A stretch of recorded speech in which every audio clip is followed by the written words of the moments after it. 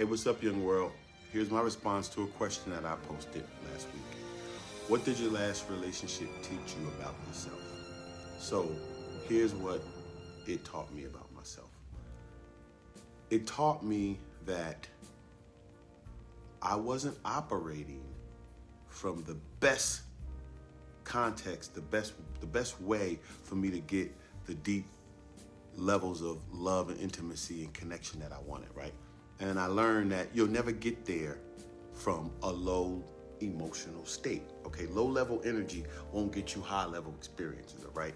So if you operating from fear, worry, anxiety, guilt, stress, any low level energy stuff, you're not gonna like magically create a loving connection or joy or peace because you can't get there from there, all right? Hope that made sense. So it really hit me that it doesn't even matter what the other person does, all right? Okay, like if they go low, you still gotta stay high, like Michelle Obama said, right?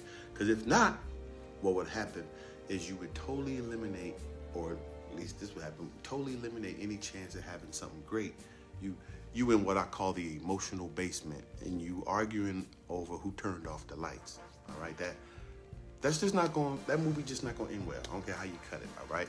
So what I started to do, instead of responding from fear, I started to respond from love, even when it hurt me, even when it triggered me. Not perfect at it, y'all. Can't say I do it all the time, but I'm far more intentional, okay? And the big breakthrough in this came when I started practicing absolute vulnerability. I want y'all to look it up and start doing it, okay? Because for the past 40 years, I was dating and life coaching, and I thought I knew, the best operating system to use in a relationship. And I was wrong, all right? And not that I was doing something wrong, but I was wrong about what I thought was the best way for me to get them deep levels of connection, okay? And when I started just being real vulnerable, like really honest, and just staying in a high emotional state, that's when those next levels of intimacy and emotional connection started to show up for me.